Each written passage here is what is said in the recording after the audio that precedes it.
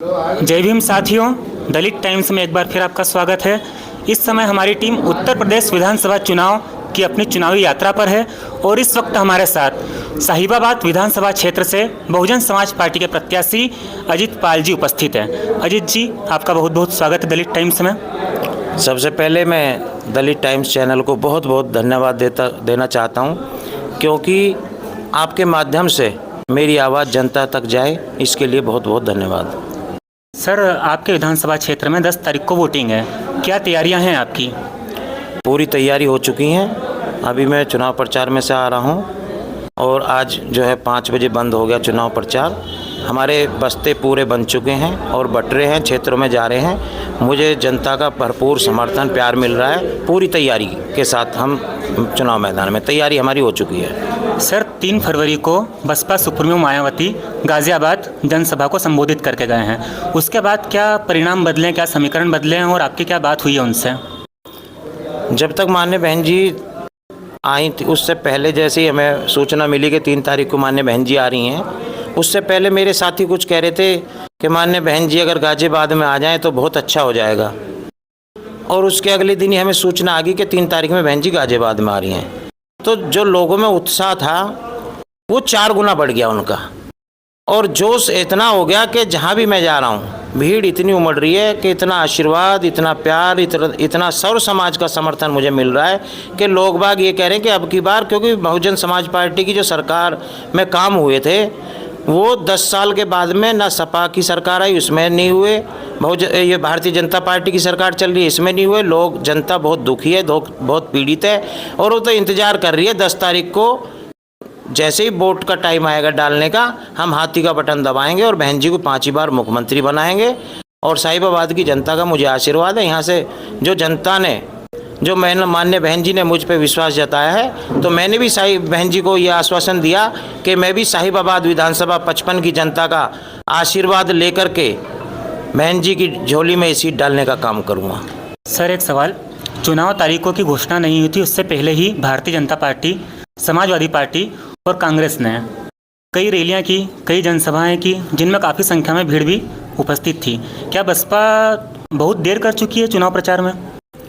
देखिए, बसपा चुनाव में देर नहीं करी। बसपा ने वो अंदर खाने, हम बूथ लेवल पे, सेक्टर लेवल पे कैडर कैंप दे रहे थे। हमारी तैयारी लगातार चलती रहती है। और जो ये कहते हैं ना कि बहन जी ने रैली नहीं करी, ये नहीं करी, आपने देखा होगा 9 अक्टूबर को माननीय कांशीराम साहब की जो जयंती थी, उस पे जो है ये समझ लीजिए इतना जनसैलाब उमड़ गया लखनऊ के अंदर, बहुत ज़्यादा। और बहन जी तो कोविड का पालन, जो बीमारी चल रही थी कोविड की वजह से, इसलिए हम जो गरीब जनता है उनको परेशान नहीं करना चाहते। हम अंदर खाने पूरे प्रदेश के अंदर कैडर दे रहे थे, अपने लोगों को तैयार कर रहे थे। हमारा संगठन बिल्कुल तैयार था कि जब भी चुनाव होंगे हम तैयार हैं। बहुजन समाज पार्टी का संगठन हमेशा तैयार रहता है। सर, उत्तर प्रदेश में पिछले 5 साल से भाजपा की सरकार है, योगी सरकार। केंद्र में पिछले 8 साल से नरेंद्र मोदी सरकार है। दोनों जगह भाजपा की सरकार है, तो उनके मुकाबले आप खुद को कहाँ पाते हैं? आपकी क्या स्थिति है? कैसे लड़ पाएंगे उनसे? लोग बाग, मैं आपको बता रहा हूँ कि चुनाव से पहले, जब तक ये चुनाव की घोषणा नहीं हुई थी, उससे पहले 2 ही पार्टियों को दिखाते थे, सपा बीजेपी। लेकिन जैसे चुनाव की घोषणा हुई और टिकटों का जो वितरण हुआ है, आज सारी मीडिया कह रही है कि बहुजन समाज पार्टी टक्कर में आ गई, त्रिकोणीय चुनाव हो रहा है। तो और त्रिकोणीय चुनाव में हमेशा बहुजन समाज पार्टी जीतती है। बहुजन समाज पार्टी, क्योंकि मैंने 2006 में बहन जी ने मुझे पश्चिमी उत्तर प्रदेश में लगाया था भाईचारा में, तो जब 7 में चुनाव हुए तो हम लोगों को बताते थे, यकीन दिलाते थे कि हमारी सरकार आ रही है फुल बहुमत की। लेकिन लोग बाग, क्योंकि टीवी तो दूसरे लोगों को दिखाता, हमें तो दिखाता नहीं। ये तो मैं आपका धन्यवाद करना चाहता हूं कि आप सब कुछ क्लियर दिखाते हो। तो वो दिखाते थे कि 40-45 सीट आएंगी, लेकिन जब रिजल्ट आया आप लोगों के सामने, जब रिजल्ट आया 206 विधायक जीत करके आए और फुल बहुमत की सरकार बनी, और वो ही 2022 में होने जा रहा है। यहाँ पर जो है जनता का पूरा समर्थन मिल रहा है। फिर 5वीं बार बहन जी उत्तर प्रदेश की मुख्यमंत्री बनने जा रही हैं। आपने जैसे सर्वे की बात की कि पिछले 2007 विधानसभा चुनाव में बहुजन समाज पार्टी को 30-40 सीटें बता रहा था मीडिया। अभी भी सर्वे चल रहा है। आज एक सर्वे मैंने देखा है कि उसमें बहुजन समाज पार्टी को 12 से लेकर 21 सीटों तक बता रहे हैं भाजपा की सरकार बन रही है और समाजवादी पार्टी को 150 से 180 सीटें बता रहे हैं। तो इस सर्वे में कितनी सच्चाई है? देखिए, सर्वे में बिल्कुल भी सच्चाई नहीं है। ये तो इनका अपना एजेंडा होता है, लेकिन जनता जवाब देगी। मेरे पास में जनता का जो जनबल होता है ना, धनबल नहीं है मेरे पास में, लेकिन मेरे साथ में जनबल है। जनता का मुझे आशीर्वाद है और सर्व समाज का पहली बार इतिहास में ऐसा होगा साहिबाबाद विधानसभा में कि मुझे सर्व समाज की वोट मिल रही है। मुझे कोई समाज ऐसा नहीं है, वो इसलिए मिल रहा है क्योंकि बहन जी ने अपनी सरकार में वाल्मीकि से लेकर ब्राह्मण समाज तक सर्व समाज को सम्मान दिया, सबको हिस्सेदारी दी, सबको भागीदारी दी। और मैंने 25 साल इस मिशन और मूवमेंट में काम किया है। मैं बहुजन समाज पार्टी का वर्कर हूँ, मैं नेता नहीं हूँ, मैं दल बदलू नहीं हूँ। मैंने इस बहुजन समाज पार्टी के नीले झंडे के नीचे लगातार विभिन्न पदों पर रह करके काम किया है। मुझे जनता का आशीर्वाद, जब मैं सरकार में था, चाहे मैं 2003 की सरकार में जिलाध्यक्ष रहा हूँ, चाहे 7 से 12 की मैं राज्य मंत्री रहा हूँ, जो भी जनता का आदमी आया मैंने ना उसकी जाति पूछी ना उसका धर्म पूछा। जितना मेरे से हो सका मैंने उसका काम करने का काम किया, इसलिए आज मुझे जनता का समर्थन है। आपने जिस तरह से भी दल बदलू की बात की है, 2007 की सरकार के बाद बसपा की, जब सरकार से बेदखल हो गई बसपा, समाजवादी पार्टी की सरकार है, अखिलेश यादव मुख्यमंत्री बने, तो बसपा के काफ़ी सारे नेता, आप राम अचल राजभर जी को ले लीजिए, और भी काफ़ी सारे नेता हैं जो बड़े दिग्गज थे, उन्होंने पार्टी छोड़ दी है। क्या इससे फ़र्क पड़ेगा बसपा को? देखिए, बहुजन समाज पार्टी विधायक बनाने की मशीन कहा जाता है।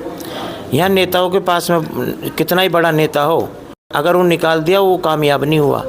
माननीय बहन जी का तो नेता बनाने का काम, बहुजन समाज पार्टी तो नेता बनाती है। और बहुजन समाज पार्टी ऐसी पार्टी है जिसको भी बहन जी ने सिंबल दे दिया वही जीत के आता है। पिछले विधानसभा चुनाव में 2017 में फर्स्ट फेज़ की जो वोटिंग है 58 सीटों पर, उस 58 सीटों पर बीएसपी की 2 सीटें आई थी, समाजवादी पार्टी 2 सीटों पर थी, जबकि भारतीय जनता पार्टी 52 सीटों पर थी। तो इस फर्स्ट फेज़ में प्रथम चरण चुनाव में बहुजन समाज पार्टी की क्या स्थिति है तुलना में भारतीय जनता पार्टी के? देखिए, भारतीय जनता पार्टी से हर आदमी परेशान है। पिछली बार जो हुआ आप सब लोगों को मालूम है, 15 लाख के चक्कर में, हर साल 2 करोड़ युवाओं को रोजगार के चक्कर में बहुत सारी उन्होंने घोषणाएं करी, किसी पे भी अमल नहीं किया, कोई काम नहीं हुआ, ना तो युवाओं को रोजगार मिला और ना ही कोई काम हुआ विकास के। आप मेरी ख्याल चलिए, देखिए यहाँ पे, अब मैं नाम नहीं लेना चाहता, यहाँ पे चेयरमैन कौन है? बीजेपी की। विधायक कौन है? बीजेपी का। एमपी कौन है? बीजेपी का। मुख्यमंत्री कौन है? बीजेपी का। प्रधानमंत्री किसका? बीजेपी का। लेके नीचे से और ऊपर तक बीजेपी का। खोड़ा में जाइए, आप किससे पूछिए, पानी की समस्या हल नहीं हुई इन पे। और बहन जी तो सेकंड में, बहन जी तो ऐसा फैसला लेती है, मेरे एक निवेदन पे छोटे से पे 300 करोड़ का पैकेज इस खोड़ा में कॉलोनी में देने का काम किया मान्य बहन जी ने। और वो 300 करोड़ रुपये आज लग जाता ना यहाँ, ना तो यहाँ स्कूल की समस्या रहती, ना इसकी हॉस्पिटल की समस्या रहती, ना यहाँ पानी की समस्या रहती। जैसे ही हमारी सरकार गई वो विकास के कार्य यहीं रुक गए और खोड़ा की जनता इतनी परेशान है, उन्होंने तो एक तरफा फैसला ले लिया है कि हम खोड़ा के निवासी को ही अपना विधायक बनाएंगे, एक तरफा फैसला ले चुकी है। एक सवाल, इसके बाद आखिरी सवाल कि हम 2 तारीख से बसपा सुप्रीमो मायावती जी की रैलियां कवर कर रहे हैं। कल बरेली में भी हमने रैली कवर की, उसमें हमने एक बात कॉमन देखी कि आखिरी में वे कहते हैं कि हर बूथ को जिताना है, बसपा को सत्ता में लाना है। तो बूथ स्तर पर क्या तैयारी है आपकी, क्या रणनीति है? देखिए, बूथ स्तर की कमेटी मैंने बताया ना, हमारी लगातार 5 साल जो बीच में रहती चुनाव के बाद में, हम हमेशा संगठन को रिन्यू करते रहते हैं। अगर कोई बीच में संगठन में कोई साथी हमारा बीमार हो गया, कोई काम नहीं कर रहा, उसको चेंज करते रहते हैं। हमारा संगठन बिल्कुल फिट है और हम तो जा रहे हैं। मेरा तो वैसे भी चुनाव चिन्ह फर्स्ट नंबर पे, ये पहले नंबर पे। हम तो हर जगह जाके कह रहे हैं कि भाई फर्स्ट नंबर दबाओ, हाथी का चुनाव चिन्ह का जो बटन है पहले नंबर पे, उसे दबाओ और उसे हर बूथ पे फर्स्ट ही रखो। ये हम निवेदन कर रहे हैं लोगों से, हर बूथ पे जा कर के जो मीटिंग चल रही है। सब जनता का आशीर्वाद है, सब प्यार है और जनता ने निर्णय ले लिया है यकीन है कि अब की बार तो बहुजन समाज पार्टी के प्रत्याशी अजीत पाल को ही जिताएंगे। भाजपा का यहाँ से विधायक है अभी वर्तमान में, मजबूत स्थिति में राज्य में सरकार है, किस तरह से मुकाबला कर पाएंगे? है स्थिति मजबूत आपकी? ये जनता को यहाँ पता है, विधायक जीत गए। पिछली बार मैंने बताया ना, एक तरफा लोगों को गुमराह किया गया, झूठ बोल करके लोगों ने जो एक तरफा उनको वोट दे दी, लेकिन 5 साल जीतने के बाद में जनता के बीच में नहीं गए। आज सब लोग परेशान, उनका जगह जगह विरोध हो रहा भारतीय जनता पार्टी के विधायक का। भाई प्रतिनिधि का काम क्या होता है? प्रतिनिधि का काम होता है, जनता ने आपको वोट दिए, आपको चुना है, तो जनता के काम भी तो होने चाहिए। जनता का एक काम नहीं हुआ, आप जाके पूछ लो सब जगह। सर एक आखिरी सवाल, मुकाबला किससे है, भारतीय जनता पार्टी से या समाजवादी पार्टी से? देखिए दोनों ही जब से मेरा टिकट हुआ है, दोनों ही प्रत्याशियों की हवा खराब है। मेरी टक्कर किसी से नहीं है, जिसकी भी होगी मेरे से होगी, मेरी किसी से टक्कर नहीं है। धन्यवाद सर, बहुत बहुत आपका व्यस्त समय में से हमें टाइम देने के लिए दलित टाइम्स एक बार फिर आपका स्वागत करता है और आपको धन्यवाद करता है। Thank you. धन्यवाद।